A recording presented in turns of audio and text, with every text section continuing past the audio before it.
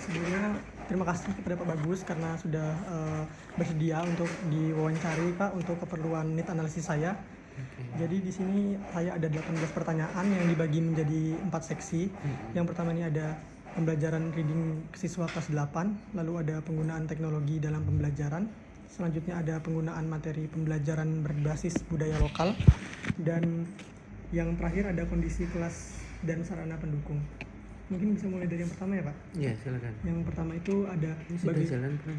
Sudah. Udah ya, oke.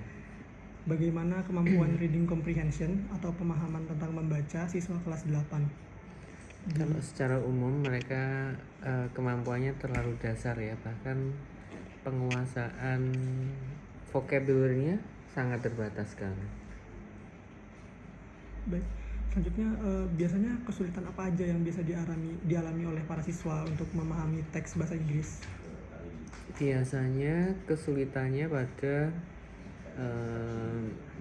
kata-kata kunci yang ada di perubahan kata kerja gitu, misalkan kayak kalau recount sama naratif, kemudian vocabulary tentang adjektifnya juga sangat terbatas. Jadi itu kata-kata kunci yang bisa membantu anak-anak memahami sebuah teks, tapi dalam penguasaan kata-kata kunci itu, verb sama adjektif itu mereka sangat terbatas banget.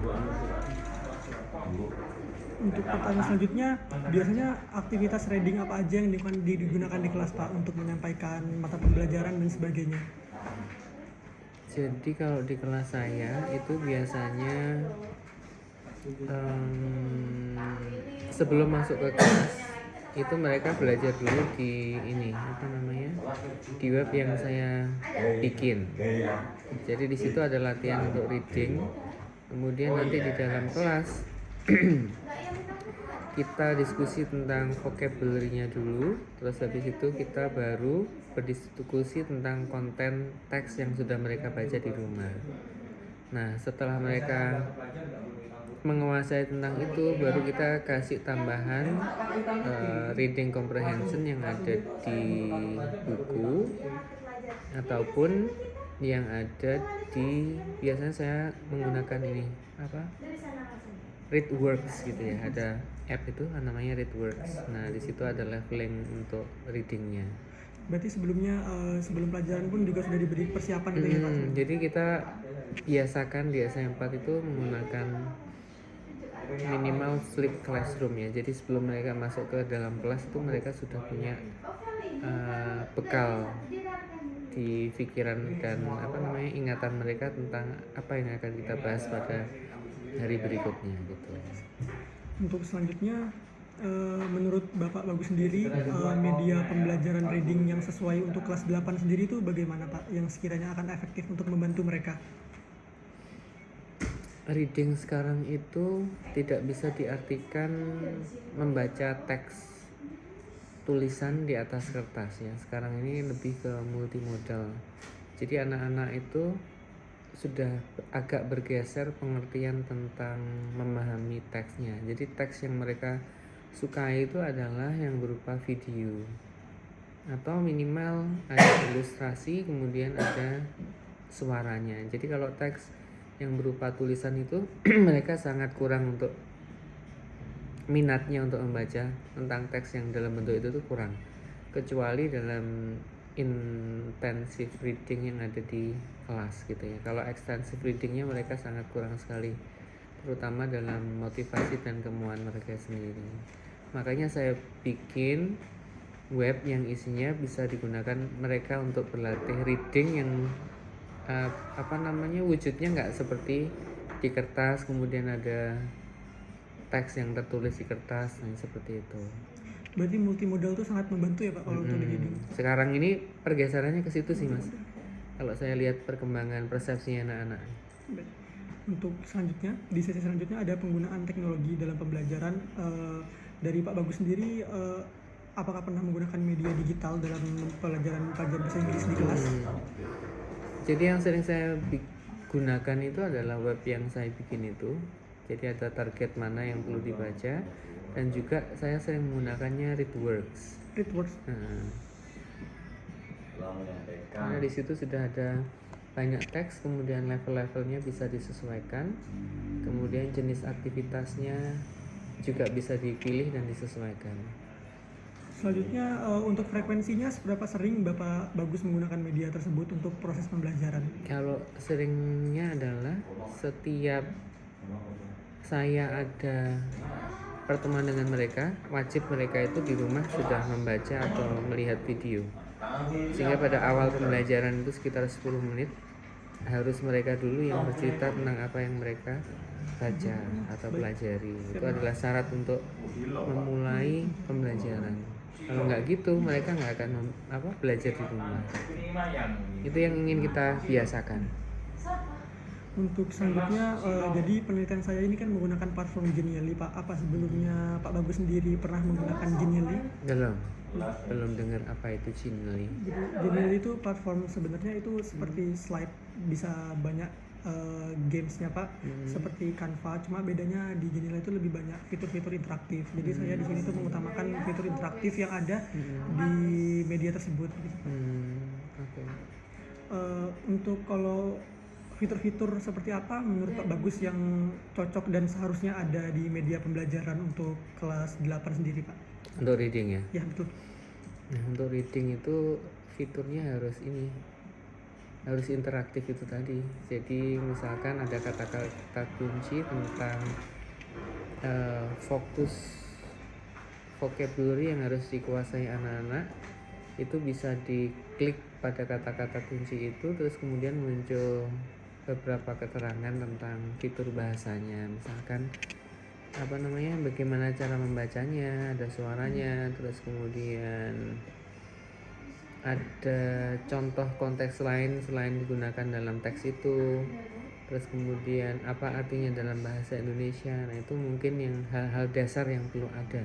Berarti lebih banyak panduannya, Pak, untuk ada suaranya, itu yang penting untuk mereka secara mandiri bisa belajar pronunciation-nya.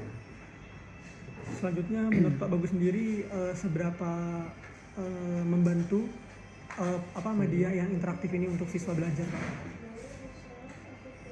Jadi itu tadi seperti yang saya katakan di depan ya. Jadi mereka itu sudah bukan zamannya lagi untuk memegang teks yang ada dalam buku dan membacanya. Mereka cepat bosan karena mereka adalah digital native ya. Jadi semuanya mereka kebanyakan interaksinya adalah di layar gadgetnya, sehingga apabila mereka membaca di layar gadget yang bisa interaktif, langsung bisa memberikan mereka feedback, itu yang mereka inginkan dalam berbagai bentuk platform gamifikasi, misalkan seperti itu. Jadi itu yang mereka harapkan. Makasih, Pak Bagus. Selanjutnya untuk materi pembelajaran berbasis budaya lokal, Pak. Jadi di sini saya menggunakan materi yang berbasis budaya lokal dari Jember sendiri.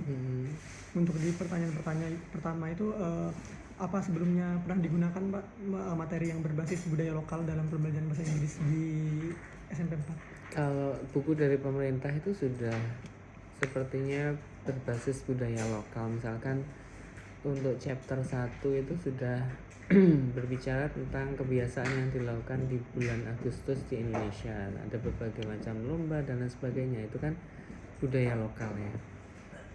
Sudah ada sih. Kalau untuk yang mengacu kepada konteks Jember sendiri itu, Pak? Kalau ke spesifikasinya langsung ke Jember nggak ada. Jadi budaya lokalnya yang dimaksud adalah lokal Indonesia. Jadi dari berbagai budaya di Indonesia. Kalau spesifik ke Jembernya belum. Paling nanti itu muncul di ini pada saat mereka belajar tentang recount, itu mentionnya kan tempat-tempat wisata yang mereka pernah kunjungi, misalkan Watu Ulo atau Pasir Putih gitu. Lalu mereka ceritanya tentang itu, tapi itu lebih ke tempat wisata ya, bukan budaya. Selanjutnya sekiranya jika digunakan budaya lokal Jember, apakah itu kiranya akan membantu buat membantu siswa dalam meningkatkan reading comprehension? Kalau reading comprehension kemungkinan otomatis ya Mas, karena dengan membaca, sebelum membaca mereka sudah punya background knowledge-nya tentang budaya. Nah, sehingga mereka bisa belajarnya fokus ke bahasanya, dan pada saat ada sesuatu yang nggak bisa dipahami, mereka bisa menebak berdasarkan konteks yang pernah ada di Jember. Jadi itu yang akan membantu mereka untuk comprehending the text gitu mungkin. Selanjutnya, menurut Pak Bagus, budaya lokal seperti apa aja yang akan cocok untuk dijadikan bahan untuk material membaca untuk siswa kelas 8 sendiri, Pak? Budaya lokal. Nah, itu kita perlu spesifikasikan dulu nih. Budaya lokal tuh yang dimaksud di Masnya apa nih? Pertama di sini saya kan menggunakan framework dari UN, itu membagi jadi 4, Pak. Ada products, ada person, ada practice and perspective. Jadi mungkin bisa dari produk-produk Jember, lalu ada tokoh-tokoh di Jember siapa sih yang sekiranya anak-anaknya perlu tahu, dan budaya juga seperti apa kebiasaan dari masyarakat Jember sendiri begitu, Pak. Oke, jadi ya seputar tentang itu mungkin. Selain belajar tentang budayanya, value-nya juga harus dimunculkan pada saat pembahasan tentang budaya itu. Dan mungkin juga ditambah dengan keunggulan-keunggulan budaya itu apa dibandingkan dengan mungkin budaya sekarang. Kan kita lagi dijajah sama budayanya Korea ya. Betul, Pak. Sampai cara berpakaiannya sudah niru-niru mereka. Nah, dengan melihat situasi seperti itu, sebagai insan pendidikan kan kita perlu untuk menanamkan budaya agar mereka juga punya filter untuk menyaring budaya dan bangga terhadap budaya yang ada di Indonesia atau Jember. Maka fitur-fitur keunggulan budaya itu yang perlu disampaikan. Kenapa sih kita perlu misalkan bangga pada budaya Indonesia atau musiknya yang ada di Jember? Kenapa kok kita juga boleh membandingkan dengan negara lain? Kenapa kok kita lebih bangga pada punya negara lain? Nah, itu yang perlu dimunculkan dalam diskusi sehingga nanti anak-anak mencintainya itu punya alasan gitu. Meskipun cinta nggak butuh alasan. Ini berat ini. Baik, terima kasih Pak Bagus. Untuk Oke. selanjutnya ini ada kondisi kelas dan sarana pendukung. Untuk kondisi fasilitas teknologi di sekolah sendiri, apakah sekiranya mendukung untuk pembelajaran digital, dan fasilitas teknologi apa aja yang biasanya dipakai Pak Bagus untuk mengajar di kelas? Jadi kalau sekarang ini di SMA 4 secara standar kita lebih di atas standar ya, karena setiap kelas itu sudah ada jaringan wifi-nya, tetapi sering gangguan, itu permasalahannya. Kalau fasilitasnya kita sudah siapkan itu. Kemudian mostly di kelas-kelas sudah ada minimal adalah Android TV, sehingga Bapak Ibu gurunya bisa menggunakan itu. Misalkan butuh YouTube atau YouTube butuh aplikasi lain, bisa langsung muter di Android TV-nya gitu. Dan ada bantuan dari pemerintah itu tentang flat panel, itu sudah ada 2, jadi itu yang sering kita gunakan. Anak-anak menggunakan HP gitu. Kalau berarti untuk dari kondisi internet sendiri, untuk sekarang limitasinya mungkin dari kondisi internet sendiri ya Pak? Baru dari Kurang stabil. Kalau selain dari internet Pak, apa kira-kiranya ada kendala lain untuk melakukan pembelajaran berbasis teknologi di kelas?